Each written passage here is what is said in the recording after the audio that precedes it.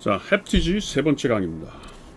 자, 그래서 우리가 테드족이 같은 형태인 것 같지만 50년대 등장했던 것과 70년대 등장했던 테드족이 좀 달랐다. 이제 뭐 그러면서 이 햅티지가 얘기하고 싶은 게 뭐냐면 스타일이라고 하는 게 기본적으로 무슨 경제적인 문제 이렇게 환원시킬 수 없다는 거예요. 이게 대중문화 이 연구의 가장 중요한 포인트죠.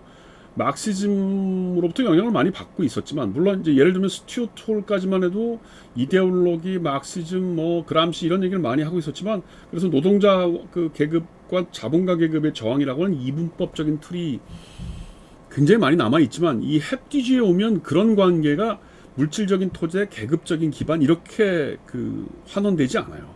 그러니까 스타일이라고 하는 건 삶의 기반이고 표현인데 그거는 무슨 예를 들면 뭐 외국인 노동자로부터는 문화적인 접합도 있고 당대 삶에 대한 절망감, 뭐 사람에 대한 감성 표현 이런 것과도 연결되어 있어서 반드시 그 스타일의 어떤 편차가 노동계급이나 이데올로기라고 하는 형태로만 있는 건 아니다. 그리고 그것들이 그 일종의 그 어떤 커뮤니케이션에 의해서 이루어지고 있느냐 하고도 관련이 다 있다는 겁니다. 특히 이제 이 사람이 이제 5장에서 하고 싶은 얘기가 뭐냐면 이러한 그 테드적, 펑크적 이런 것들이 결국은 문화적인 상품화의 논리와 굉장히 관련이 있다는 거예요. 왜냐하면 소비니까 옷을 입고 머리를 하는 건 결국 소비 아닙니까? 그러니까 그 소비라고 하는 것이 어떤 형태로 이루어지느냐 이거는 사실은 어쩔 수 없이 그 시대의 상품화의 논리와 관련이 있기 때문에 그런 것들을 논의하지 않으면 사실은 우리가 이런 이 스타일의 편차를 하기가 어렵다는 겁니다. 그게 이제 6장에 나와 있는 128페이지의 상품 형태라고 하는 챕터가 그거예요.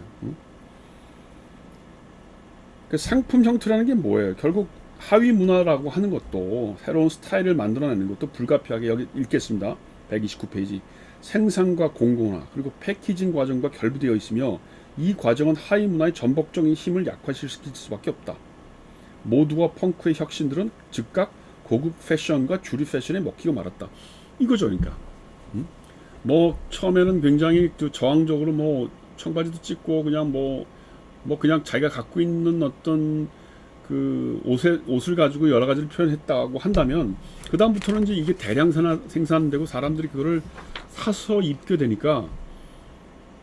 상품화 형식, 공장에서 만들어내는 옷이 있어야 그걸 할 거 아닙니까? 다 비슷해지는 거죠, 그러니까 사실. 그래서 130페이지에 보면 하위 문화를 의미하는 본래의 혁신들이 상품들로 번역되어 일반적으로 전환되자마자 그 혁신들은 동결된다. 일단 소규모 사업가들과 그것들을 대규모로 생산하는 거대 패션 이해 당사자들에 의해 그 혁신들의 사적 맥락이 제거되면 그 혁신들은 성문화되고 파악할 수 있는 것이 되며 공공재산이자 수지맞는 상품이 된다. 바로 이거죠. 이게 포인트죠. 그래서 이게 이제 소위 햅티지가 자본주의라고 하는 틀을 벗어날 수 없다고 생각하는 게 그거예요. 상품화 되자마자 어떤 소규모의 어떤 저항 운동의 모습들은 다 상품의 논리로 다 교환 가치의 논리로 다 흡수되는 거죠. 그 다음에 이제 이데올로기 형식이라고 하는 차원이 있는데 이게 뭐냐면 아까는 교환 상품의 논리라고 한다면 이데올로기 논문이라고 하는 거는 이 사람들을 표현하는 어떤 미디어의 양식들 뭐 그런 것과 이 사람들의 어떤 스타일이죠. 원래 펑크족이나 무슨 테드족이 그렇게까지 폭력적이진 않았는데 1978년에 무슨 1977년인가요? 무슨 그 축구장에서 뭔가 그 굉장히 큰 폭력 사건이 있었던 모양이에요. 그러면서 이제 여기에 펑크라고 한 사람들이 개입됐다는 식으로 이 미디어에서 이제 악선전을 하니까 그때부터 이제 이 원래 그 청년 문화로서 혹은 기성세대나 권위주의 문화에 대한 대항으로서의 펑크족이 갖고 있는 순수한 의미의 저항 문화가 이제는 사회적으로 굉장히 위험한 사람들이다, 이 사람들이. 그래서 무슨 싸움의 희생자고 폭도다 뭐 이런 식의 문화적인 이데올로기제이션이 됐다는 거예요.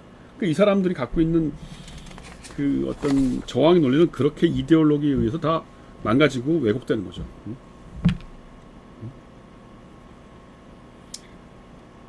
그래서 여기 보면 134페이지에 결론이 나와 있습니다. 우리는 하위 문화의 이데올로기적인 조작과 상업적 조작을 절대적으로 구별하는 것을 피해야 된다. 시장의 힘에 대규모로 투항한 펑크 뮤지션들의 상황이 매체를 통해 펑크족도 결국 인간일 뿐이라는 사실을 예시하는 데 이용되는 순간 딴 데를 가족으로 일탈자를 담장 안으로 상징적으로 복원시키는 시도가 이어진다. 그러니까 이데올로기적인 조작이라는 건 아까 얘기한 것처럼 무슨 언론이나 미디어에서 이 사람들의 어떤 나쁜 행동들을 부각시키면서 이미지를 나쁜 이미지를 부여하는 것. 그다음에 상업적 조작이라는 게 뭐예요? 뭐 공장에서 대량으로 뭐 티셔츠를 만들고 무슨 패션 뭐 머리하는 스타일을 만들면서 그게 상업화된 논리로 만드는 거. 이걸 통해서 이들이 가지고 있던 근본적인 어떤 하위 문화의 저항성은 많이 퇴색된다는 거죠. 그 다음에 이제 7장에서는 지금까지 했던 얘기들을 다시 한번 그 이론적으로 얘기하고 있는 겁니다. 그러니까 7장의 얘기는 뭐냐면 이 스타일이라고 하는 게 의사소통의 한 양식이라는 거예요.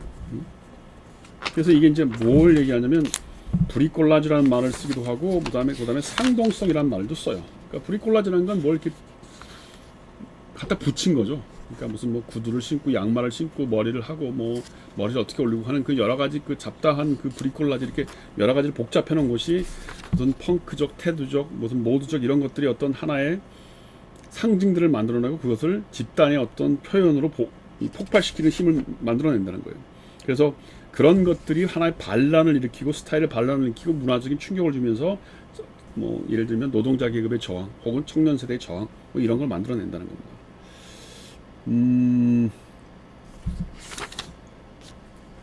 그 다음에 이제 뭐 비슷한 얘기를 우리가 이제 음악하고도 연결된다는 얘기인데 이 음악 얘기는 차라리 그 마돈나 얘기하는 거 할 때 얘기하는 게 나을 것 같고요. 8장에서는 그걸 상동성이라는 말로 썼어요. 아까 브리콜라지라고 얘기했지만 8장에서는 그걸 상동성이라고 얘기했어요. 155페이지에 보면 각 부분은 다른 분들과 유기적으로 연결되어 있으며 그 하위 문화의 구성원들은 그것들 간의 이러한 적합성을 통해 세계를 인식한다. 그러니까 뭐 쉬운 말로 얘기하면 그렇게 머리를 같이 함으로써 아, 저 사람이 우리하고 같은 동료의식을 느낄 수 있고 아, 동료라는 걸 느끼게 되고 뭐 예를 들어서 지역이 전혀 다름에도 불구하고 그러면서 그 사람들의 하는 행동과 언어를 통해서 나도 똑같이 언어를 얘기하고 뭐 행동을 함으로써 세계를 인식하고 세계에 대한 가치관을 뭐 표현한다는 거겠죠. 뭐 어려운 얘기는 아니에요. 그러나 이제 이런 말들이 나중에 다른 논문들 속에서 인용이 돼요. 예를 들면 스킨헤드족 같은 경우는 뭐 부츠나 바지 멜빵이나 짧게 깎은 머리나 이런 것들을 통해서 역경, 남성성, 노동계급성 이런 것들을 보여준다는 겁니다. 그러면서 그런 걸 다 똑같이 따라 한다는 거죠. 그리고 음악도 비슷하다는 거예요. 음악도 비슷하게 그 사람들이 좋아하는 음악들이 있다는 거죠. 대체로 요 햅디지의 논의를 그 가장 잘 이어받은 미국의 대중문화 연구자가 존 피스크라는 사람입니다. 이 존 피스크가 썼던 책은 뭐 우리나라에서 한 2권 번역되어 있는데 그 중에 하나가 이 대중과 대중문화라고 원래 원제 영어는 Reading the Popular라는 책인데 이 안에 이제 여러 가지 그 뭐 얘기를 하다가 마돈나 얘기를 하고 있어요. 138페이지인데. 그러니까 이제 이 마돈나는 1990년대 전후로 한 미국의 80년대인가요? 뭐 90년대를 전후로 한 미국의 뭐 유명한 가수고 이게 이제 전 세계적으로 어떻게 보면 이 마돈나의 스타일, 옷 스타일, 노래하는 스타일, 뭐 그다음에 춤추는 스타일이 이제 아주 유명해졌던 그거죠. 뭐 예를 들면 뭐 십자가 귀걸이를 한다든가 손가락 없는 레이스 장갑을 낀다든가 배꼽을 노출시키는 브라우스를 입었다든가 뭐 이런 것들이 어떤 시각적인 상징을 만들어내는가 이런 걸 쭉 그 설명하는 거예요. 그래서 이런 것들이 전 세계 어린 여자애들이 따라하고 이제 이랬다는 겁니다. 과연 이것이 뭘 의미하는 거냐? 존 피스크는 사실은 그런 의미에서 보면 그 햅디지가 얘기했던 그런 어떤 이 하위 문화라는 게 상품성이나 무슨 상품의 이데올로기나 이데올로기적인 조작에 의해서 많이 이렇게 상쇄되고 있다고 하는 그 논리를 피스크는 오히려 좀 더 긍정적으로 보는 거예요. 왜냐하면 그 마돈나의 노래도 상당히 기획사가 만들어내는 하나의 상품이죠. 전형적인 상품의 논리고 굉장히 그 특별히 기획된 거에 맞긴 하나 오히려 이 안에서 사람들이 굉장히 그 적극적인 의미를 읽어냈고 그것이 저항 문화로서 기능한다는 거예요. 그 대표적인 게 뭐냐면 가부장적 그 남성 문화에 대한 도전이었다는 거예요.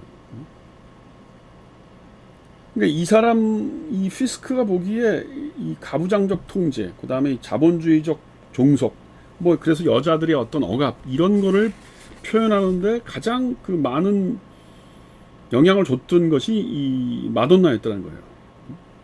그러면 마돈나가 오히려 어떤 사람들은 야 걔가 무슨 그 저항이냐 뭐 걔 옷 입고 그러는 게 전형적으로 무슨 뭐 그런 사람 얘기도 있어요. 창녀 같은 모습을 보여주고 있었는데 그리고 여자의 육체를 더 상품화하는 거니까 남성 권위주의 문화에 더 종속되는 거 아니냐 이런 식의 비판도 있었단 말이에요. 그런데 무슨 마돈나가 그런 여성 종속된 여성을 대항해서 이렇게 표현해주는 문화를 표현한 거냐라고 하는 이 이렇게 엇갈린 해석에 대해서 존 피스크는 아니다 그게 저항의 문화라고 얘기하는 겁니다. 왜 그러는지 그 이유는 다음 시간에 하겠습니다.